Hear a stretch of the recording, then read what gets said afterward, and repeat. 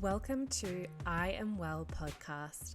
I am your host, Gemma, a nutritionist and mindset coach passionate about all things health and wellness. I'm going to take you on a journey to discovering what health means for you and how to create a life you love living. I'm on a mission to uplift those who feel overwhelmed with what it means to be healthy, reminding you, my listeners, that nutrition is only one aspect of health, and empower you to live your best life on your terms. Let's get to it.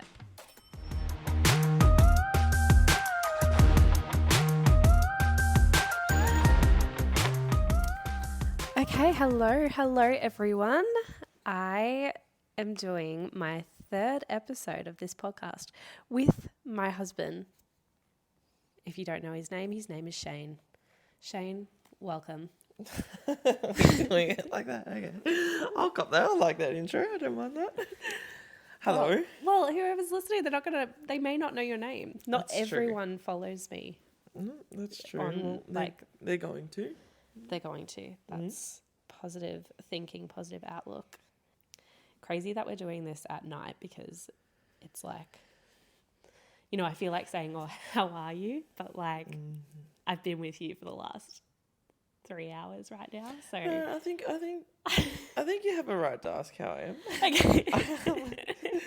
Mind you, we actually haven't spent that much time together lately. Yeah, that's true. I mean, actually, I have already said this. People don't know. Well, no, they do know, sorry, that you've been away for the last 2 weeks because I literally complained about it on my last episode. Cool.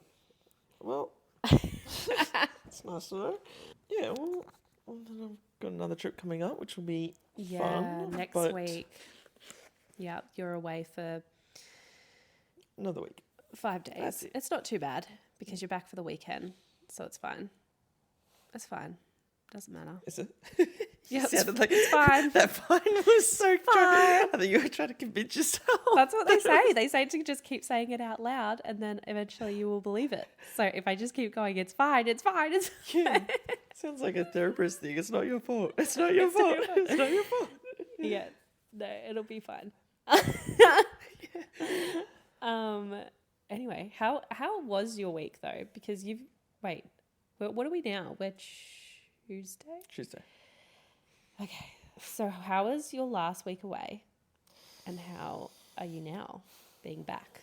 Well, now, how am I? Look, anyway, the first week was very different to the second. I think at first you get that whole it's the novelty of I'm away, and you sort of for the first day or so. And then when you're doing those big days, working flat out, it's hot as where I was out in country. Yeah. And then it was so just work, wake up, repeat, work, wake up. So then I think in that sense it was a little bit depressing at some points. Yeah. And because you were in the middle of pretty much nowhere still, right? Oh yeah. No, so the town we were in had a population of 126 people. Yeah. When that's crazy. That was and I don't think that puts into context of, you still think, 126 people in one spot. Oh, wow. But you got to think it's spread. We probably saw the whole time we were there maybe 20, 30 different people. That's it. Yeah. Well, when I was in high school, we had 200 people in our year level. Yeah. I think including year 11 and 12. I can't remember, but 200 people. That was just in a year level. Yeah. Well, there's they've got one school there, and you drive past, and every time we drove past, we tried to count when the kids were out how many there were, and there was 8. So there was 8 kids at this one school. That's and crazy. Even that lifestyle of growing up and there's 8 kids and you're like, cool.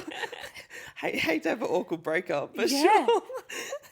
I know, and imagine having parties and only the same people that would show up, or if you called in sick and you'd be we'd know if you're lying or not, pretty much. I don't think you're wagging out there. I don't think you're getting away with it. And you have to say the story too of about the emu. Oh, About how you No, it's just So you were driving, because we live in Gold Coast, Australia, but you were driving all the way inwards. yes. So like 8 hours inwards. Yeah. To just country towns for work.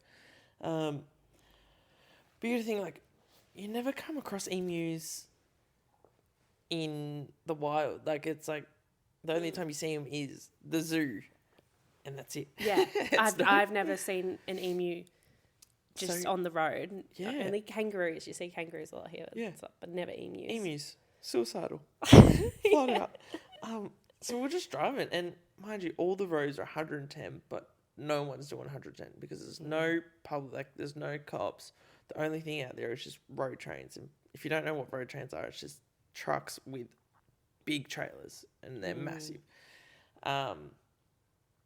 So yeah, we're just driving down, and you end up probably doing 120, something around there.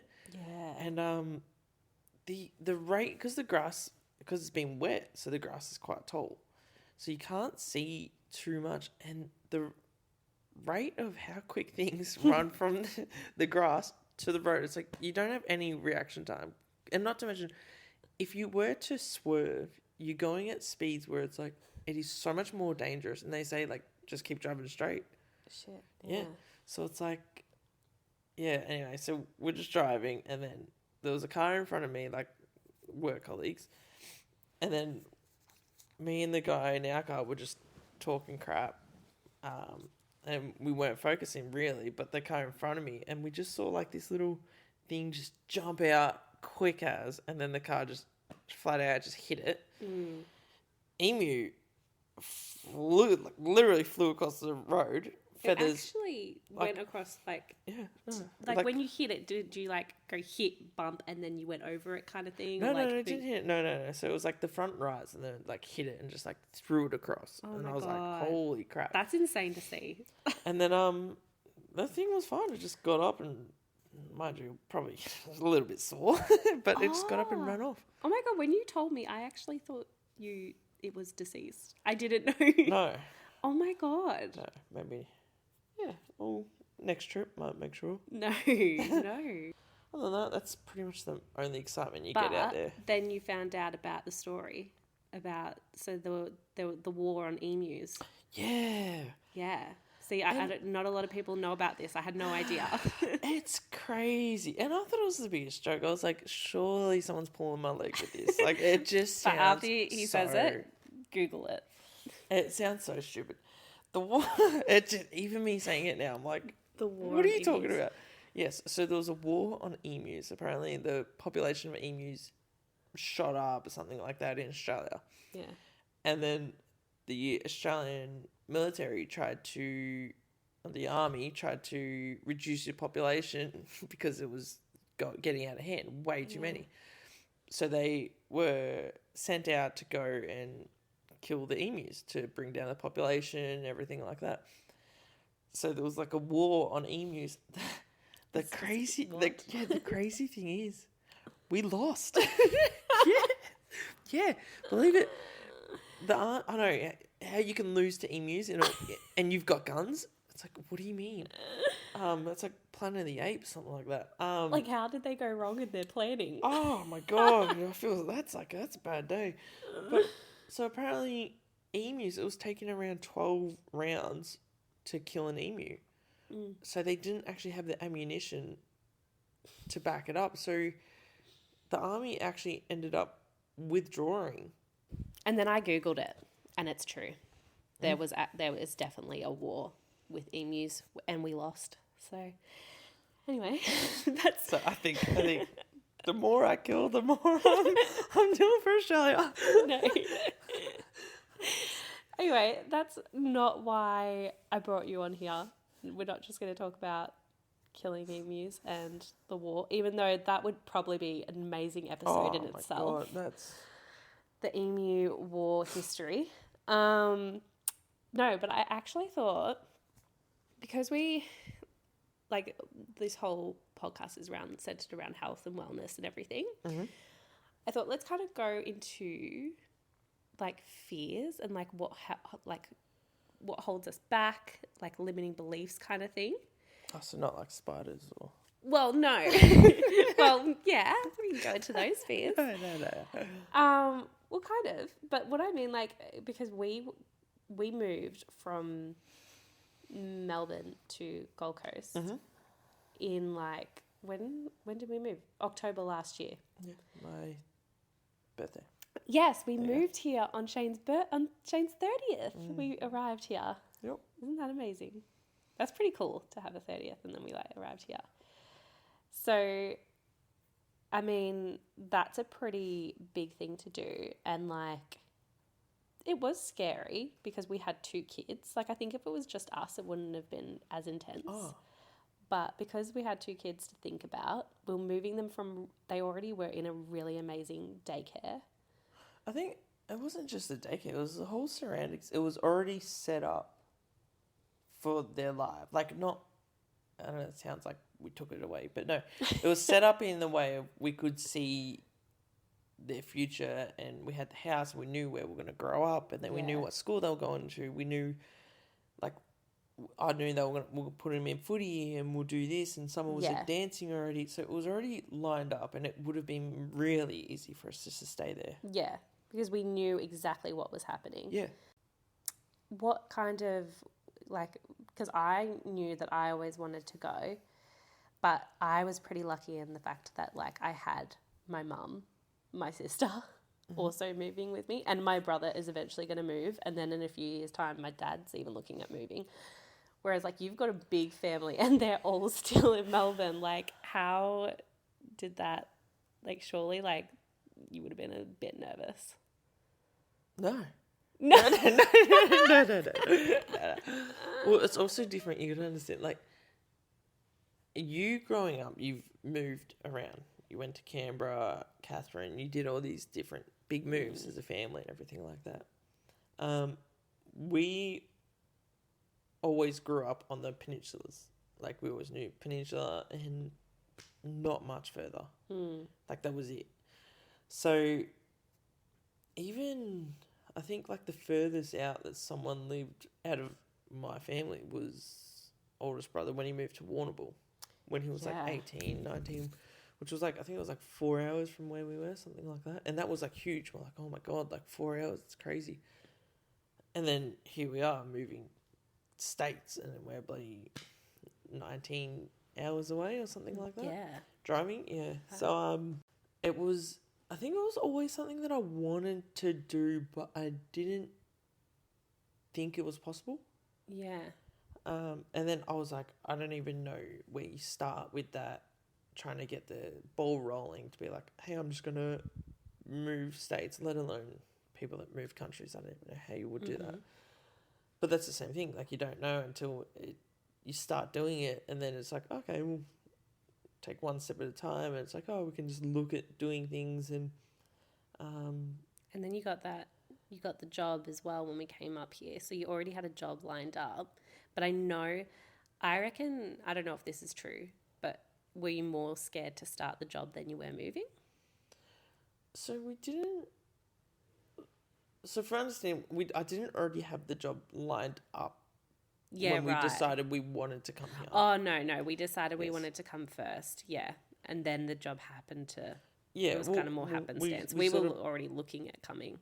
Yeah, well, we put the feelers out there. There was a few different companies that sort of brought it up, and they got brought up and said, oh, look, I'm coming up to Queensland. Is there any job opportunities? So then, obviously, the one I'm at now, the company, it reached out, and then we were making some trips up here. So I was like, oh, let's just go for an interview. And before I knew it, it was like, yeah, okay.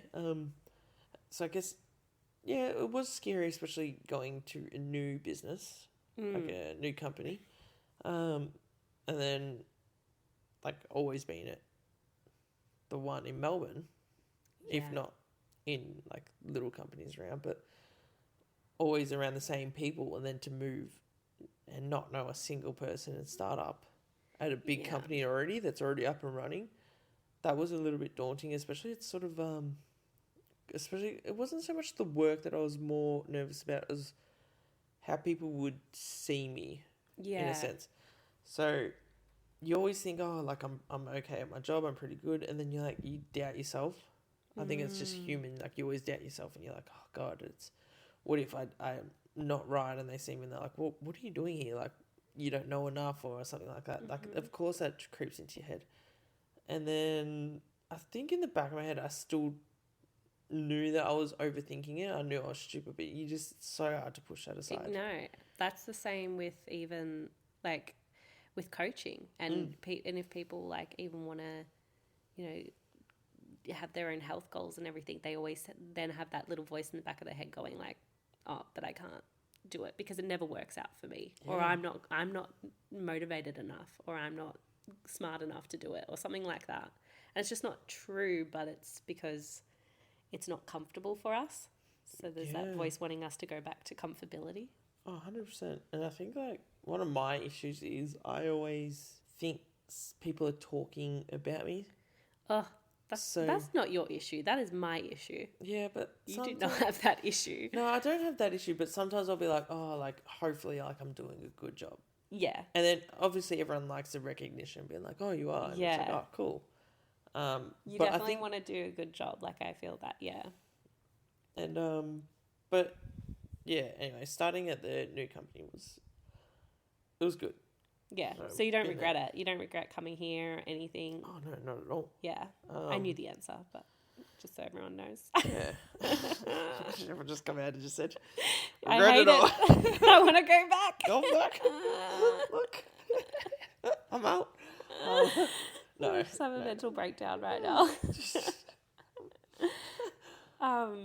No, especially with the kids and everything, the life, it's definitely more suited to where we want to head and as a family and everything like that.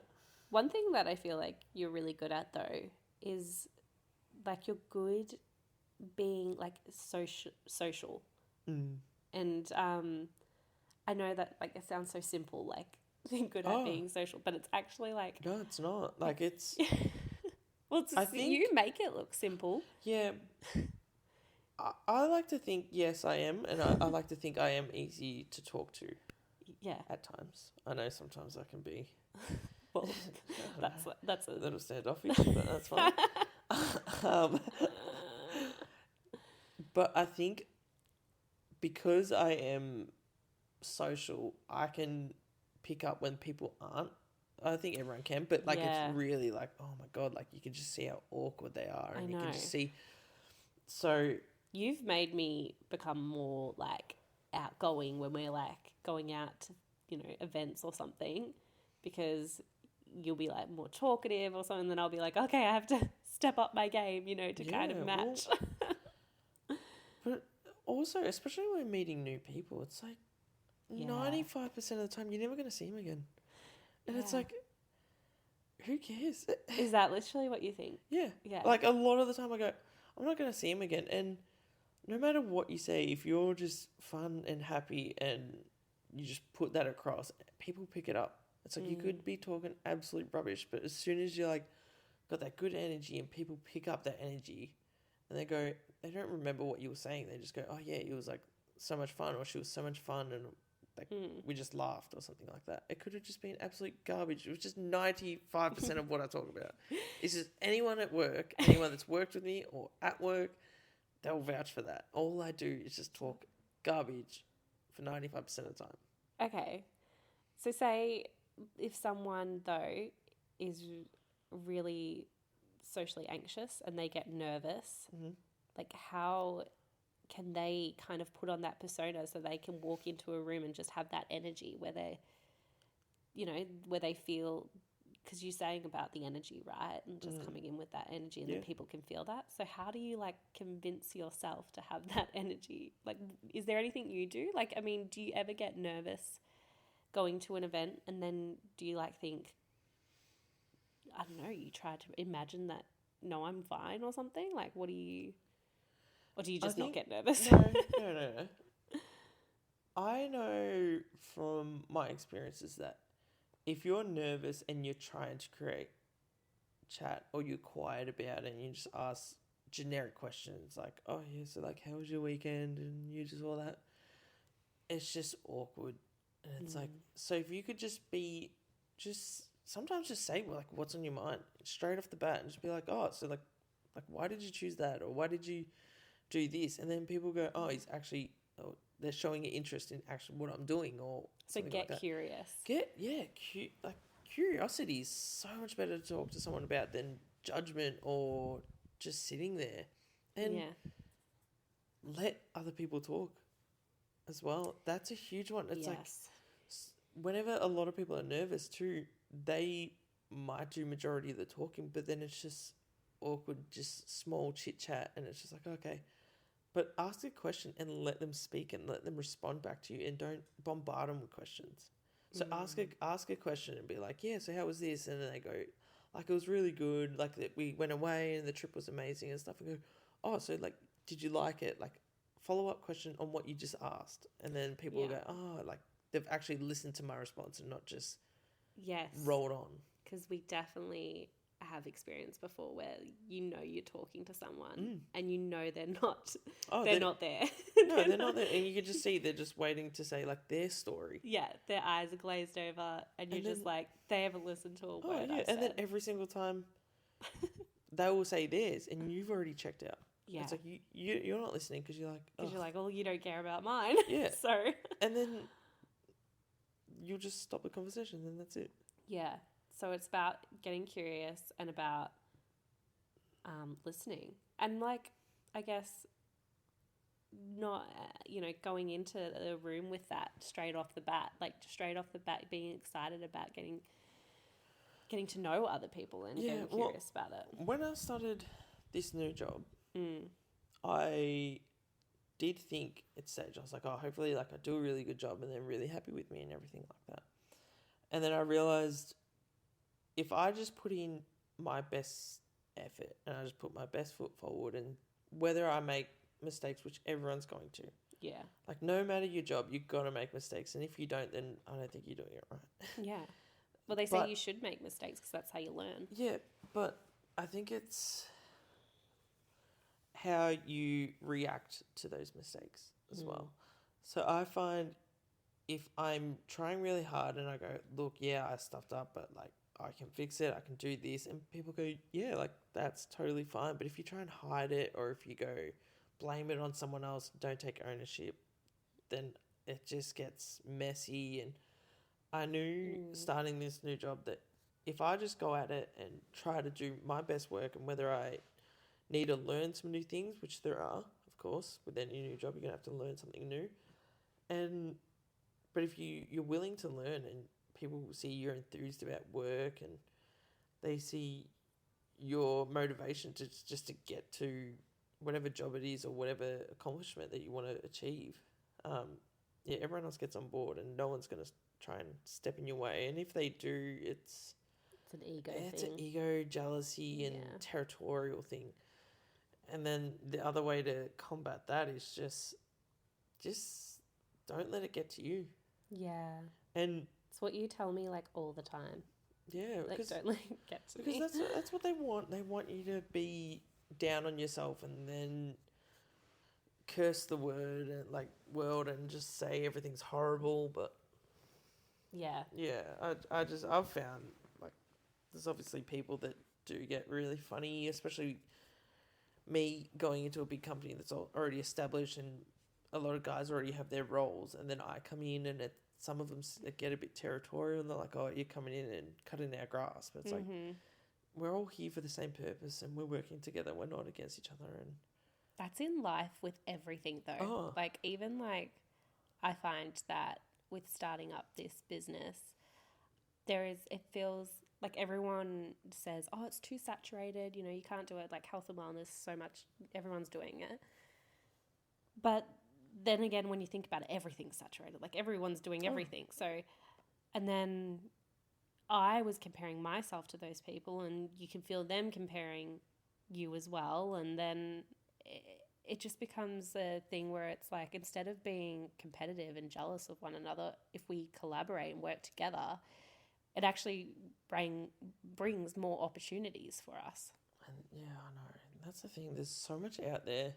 There's enough for everyone. Yeah. And it's like, So Okay, take this. Like, yeah, you might start a podcast, but you might listen to 10 other podcasts. Yeah. So it's like... I do. Yeah. I do listen to so many podcasts. So there's plenty out there, and there's no... Yeah. I don't see why it's got to be so cutthroat and... Yeah. Because, I think that's like what we get taught as we... From like a young age. Well, our generation kind of did. It was like... You have to be the best, and and you have to work really hard, and then you get there. And yeah, I think. Don't get me wrong, I am competitive. Boy, are you competitive? Yes. Okay. You're the most competitive out of us two. You're the biggest one. Yeah. Like, I'm competitive, but you're way more. I'm publicly competitive. If that makes sense to anyone. So in public, I'm super competitive. You are private competitive. So that sounds bad. Don't tell everyone I'm private competitive. That sounds bad. It's not good. No, but you're... Sounds like I'm diabolical. Like I'm making a plan behind it. Yeah. Oh, okay. So that's what we're telling people. No. So it'll be like, I will be competitive and be like tell someone, I'm going to beat you at this or a game or something like that. You won't say it. It'll just be in your head and you'll be like, I'll freaking beat you, whatever. And then, but nothing will get said and you'll act all happy, but it's like, not going to beat you. It's like, dude. That's how I work so hard, because it'll be like something deep down, or I'll be like, oh, I'm going to show you. Yeah, it's like, someone worked for bloody 36 hours and didn't sleep. It's like, I got 42. Yeah. It's like, what? I know, us running, we go for runs, and if I go first, it's you. If you go first, you'll tell me your time, and then, or your distance, you'll tell me your distance, and then I'll just have to like match it or at least beat it. Like, at least beat it. Or at least match it and beat it. It's... And then you're pissed off when I do that. Yeah, because it's a sly act, and it's it's not going to make me feel good. it's such a slap in the face. It's like, so you did this, but also, so what about like with kids with fear? Because we've got 2 kids, so this is a bit. Now we're going back to like how you first said the spider fear. Yep. So how do you teach kids not to have fears? Because I feel like I've already failed with the spider one. I feel like no, just with bugs in general. Bugs in general, I know. Not bugs. I tried so hard though. I tried so hard not to show my fear and not have it on them.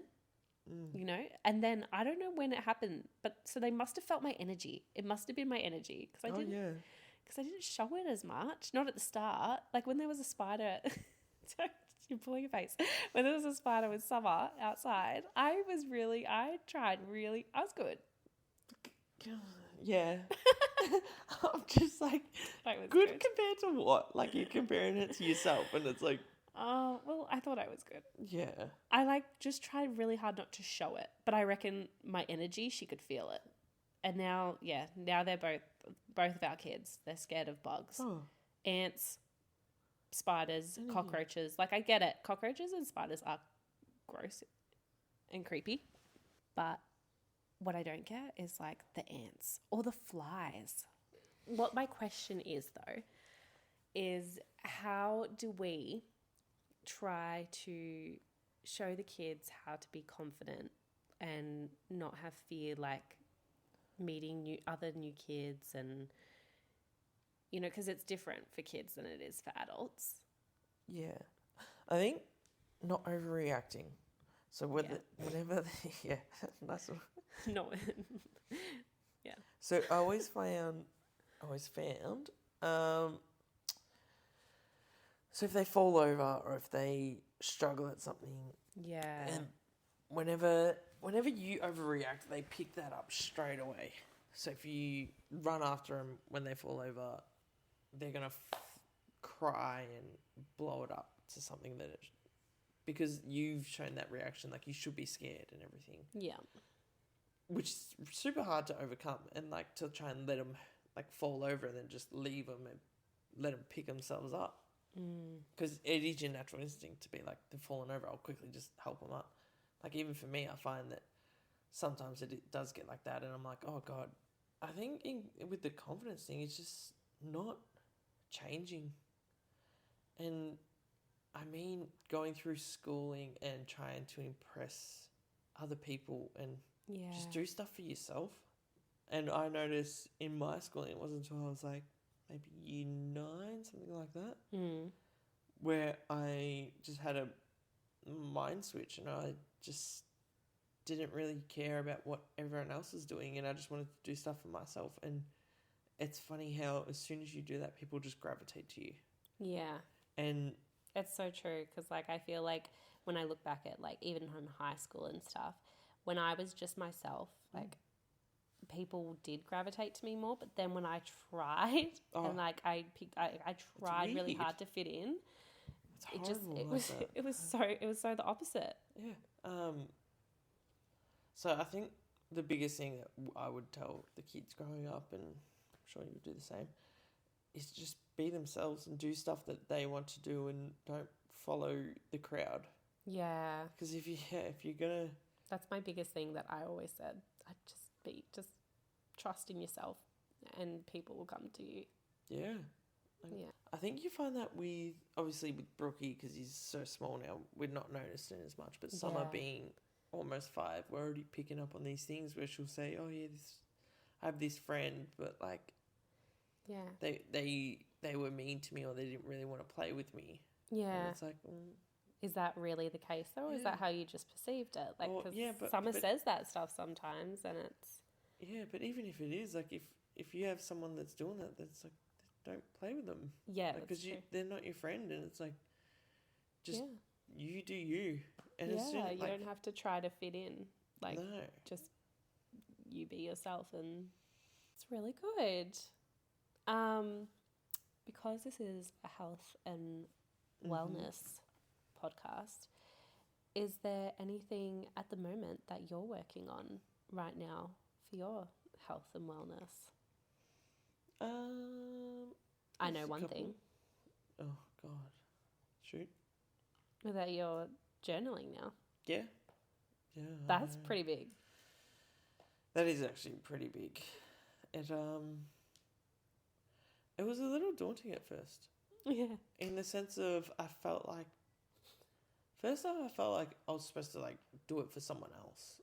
Yeah. And then I was like, okay. And then someone else is going to read it. I was like, oh God, like, what am I going to write about? If someone reads this, it's going to be embarrassing.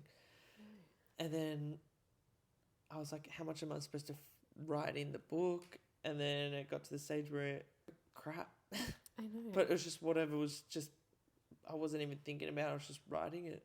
And this is the thing, no one's going to read it. Yeah. I always say that. No one will read it. Unless you really want them to, but no one will read it. But yeah, it was crazy that just how much popped into my mind that I didn't even know was there. And then I just started writing. I was like, oh, crap. Like, isn't that crazy? Yeah. Like, can you imagine if I told you 2 years ago that you would, or even a year ago, and I was like, hey, Shane, you'll be journaling each morning in your car before work. Yeah, I'll be like, gay.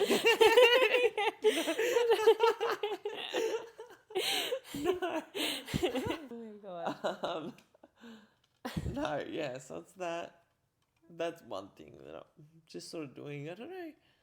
Doesn't feel like I'm doing it to help myself.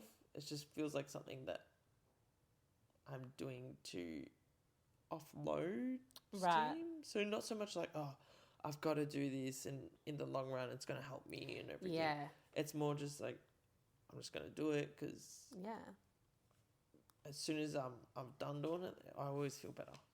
So it's sort of like working out. It's like you sort of go, oh, I've got to do it, and then you're like, I can't be bothered. And then as soon as you start, as soon as you finish, you're like, I feel great.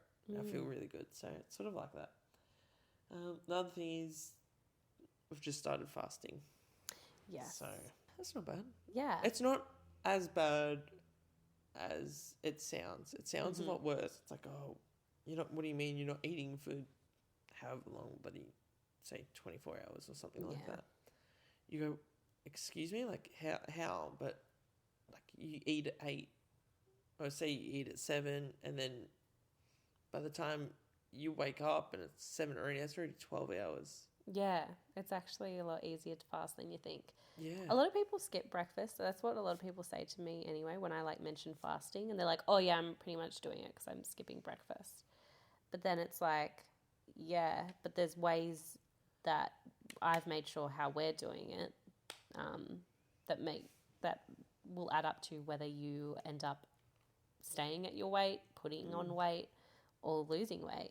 So it's all about like breaking that fast and stuff. So making sure that our first meal is something with protein and good carbs and fats and stuff, and not just crap food. Yeah. Ultra processed foods or something. It is, in this day and age, there's so many things as well. So many, like, I know. But you don't have too much water because it's bad for you. It's like, no matter what it is, you're always going to have people. It's exhausting. People counter it. And it's like, it is exhausting. And it's like, okay, well, I'll just do this for me. And if it works for me, perfect. That's the thing. That's what I'm all about. It's like trying to find something that works for you and is sustainable for you and your lifestyle. Yeah. Not trying to do something that... I think I said this last time in the podcast about like what an influencer has said to do because this diet worked for them. Because you could try the exact same diet as them and you're like, why isn't it working for me? But there they are looking toned and amazing and I'm doing the exact same food. And it's because your metabolism is going to be different to theirs.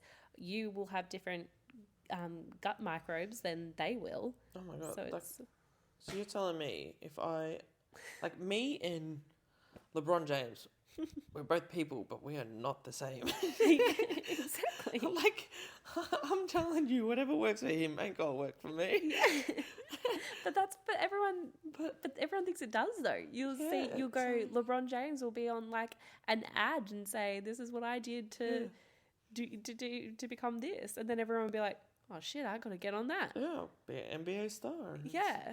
He'll come out with a protein powder or something and everyone will be like, I have to get that protein powder. Well, you just said that and I was like, shit. I have to get it. Exactly. Marketing. That's what I should go into next. No, but it is, and there's so much judgment. Like as soon as like I say to someone, oh yeah, like we're doing this fasting, and then you get people that go, oh yeah, I've done it as well and it didn't work, or they go, oh really, that's not healthy. How is that healthy? And do you know, it might not be healthy for you. I don't care. Yeah. But if it works for me, that's all I care about. You just got to find what works for you and what fits into your lifestyle and stick with it. Like, you don't have to fast every day. That's what I've come to know and learn. Like, I didn't believe in intermittent fasting. I didn't think it worked until I really educated myself on and how it works within the body and stuff, and how there's different types of fast. So different times, lengths of fast will do different things. But yeah, learning more about it, I'm like, no, this is something I want to do and implement in my life because I just feel like it's going to work and help me. So it's something I'm passionate about, something I want to do. And that's what you kind of like, if calorie deficit diet is working for you and you love that, do it. Even though I've I've literally done an episode on why it is not sustainable, but so don't do it. No, but like if it works for you and you're finding results, do it. Yeah. But this is for the people that maybe it's not working for. Yeah. There's other ways. That's the whole thing. Anyway, thank you for doing this with me. Oh, that's all right. It was fun. Yeah. I liked it. It's nighttime for us. So gotta get ready for bed. Well, it probably won't be nighttime for people though listening to this, so we don't have to say goodnight. Say goodnight. If I don't see you, good afternoon, good evening, and good night. Oh God, we're lame. Goodbye, everyone, and thanks for listening. And have a great day. Do you want to say anything to the people that are listening? No, just get around this space. It's gonna be good.